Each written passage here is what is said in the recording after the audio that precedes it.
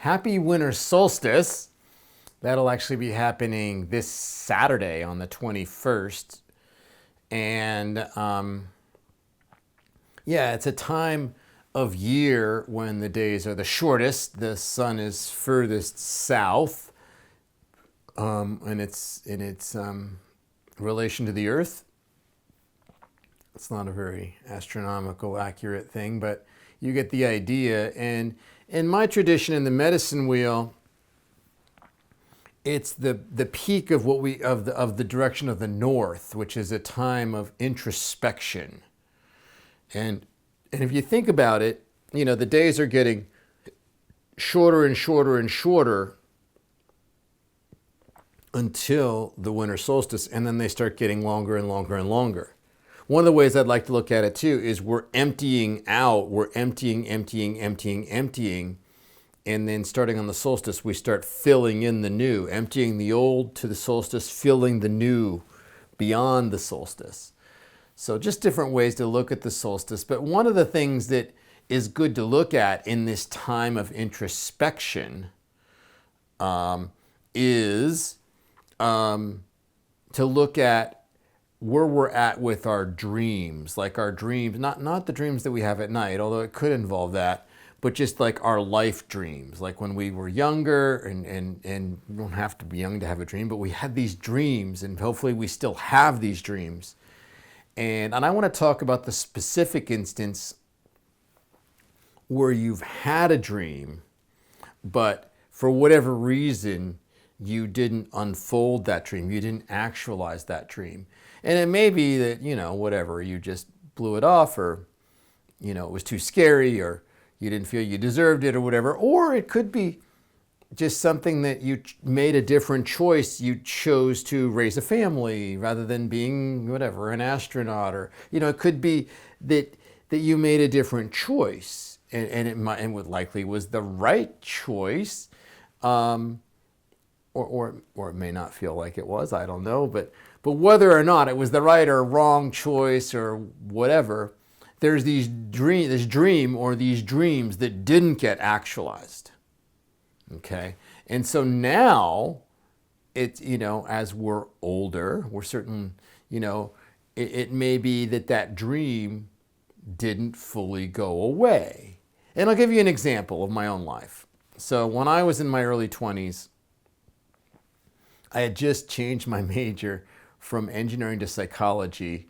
And so I had a passion for two things. I had a passion for making a difference with people and doing the kind of work that I'm doing now. It was in a very different form then than it is now, but it was a long time ago. So, and the other one is to be a musician. And I was playing the drums at the time. And I was really, really passionate about music. And I was in a band, and I had a drum set. And so I had these two dreams. And as you may have figured out, I chose to be a psychotherapist and a spiritual coach and do the work that I'm doing now. And again, that was a great dream, and I don't regret it.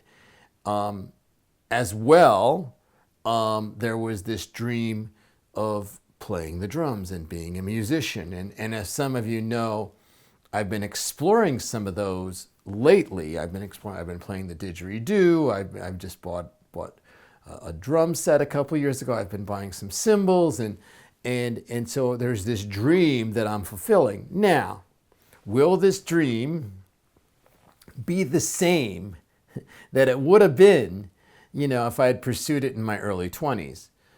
No, it wouldn't have.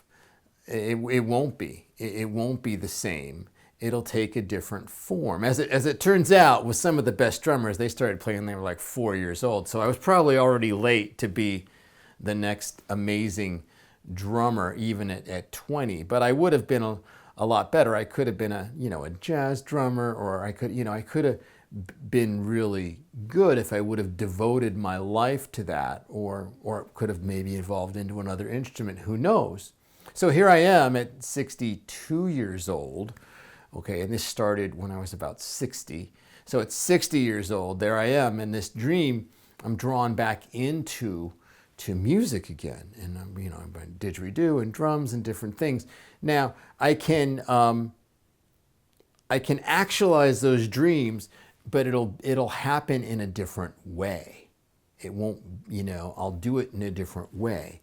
But it doesn't, the form of it is less important than the energy and the experience of actualizing the dream. So even though it's later in life, and maybe now we have time, maybe you've raised your kids, maybe your career is at least the real, having to give your heart and soul to your career phase is maybe past, or maybe it's not, but maybe you now have some more time, more free time, more energy, more time to yourself, especially in the winter time, at the time of introspection. And so now maybe you could, if that dream is still there, for me it was, that's the other thing, of course, maybe the energy of the dream has faded and there's no longer any passion toward it, in which case, there's no sense resurrecting a dream if it doesn't still have some passion, some juice, some mojo. There's no sense in it. But if there is, then it's a really cool thing to dust it off and bring and start playing with it, and let go of the goals you had, with the aspirations you had with it when it was there, and bring that into your current life. So what would be a way, to bring that dream into your life now in a new form? And it can be every bit as powerful and every bit as fulfilling and rewarding and fun and passionate and juicy. It's taking a different form.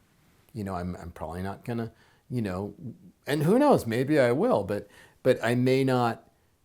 It may not have the same trajectory as if I had devoted my life solely to that, but it can have a whole new form.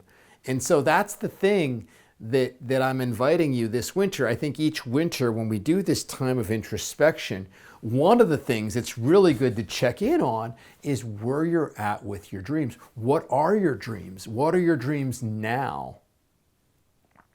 And it doesn't just have to be like firing up a past dream. It could be a new dream, but then you might say, well, I'm too old. I'm too old to really unfold that dream, even though it wasn't a dream before.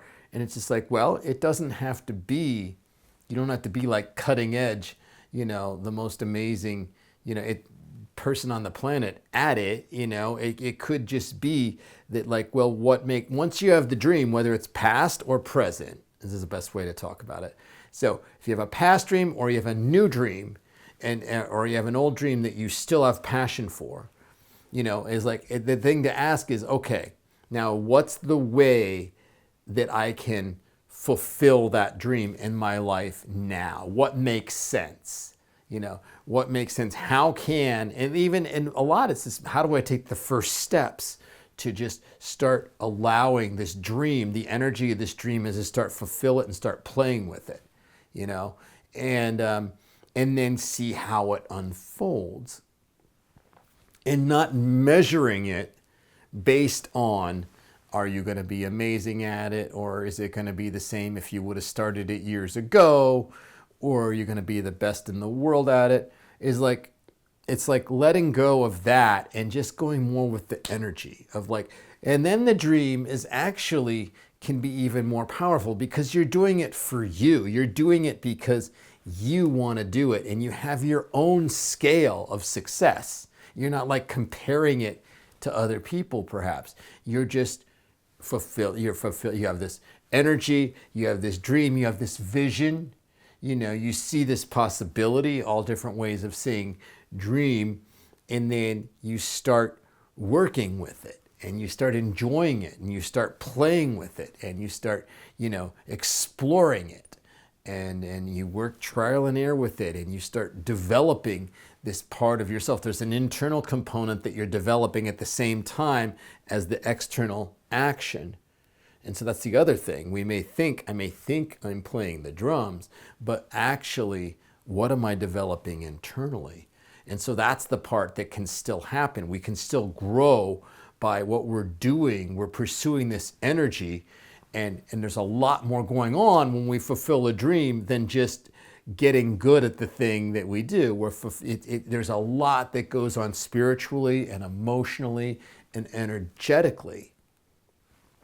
So one of the things I'd recommend during this winter solstice, which will be this Saturday, is to explore, what are you drawn to? What dreams do you have? Do you still have? Are there new dreams? Are there things that are catching your fancy that you're just drawn to? You know, and then my invitation is to explore it and try it out and see what goes, see where it goes. You know, and so that's my invitation. And so that is my video for this week. I hope you have a happy winter solstice. And by the way, regarding the winter solstice, if you're still watching this Saturday, there's going to be an online winter solstice ceremony that I'm going to facilitate. It's you can get to it on my website, naturalwayofbeing.com, under the events page. It costs $25. It's from 9 a.m. to noon Pacific time. It's a Saturday morning, the day of the solstice, and we're going to do like a guided meditation.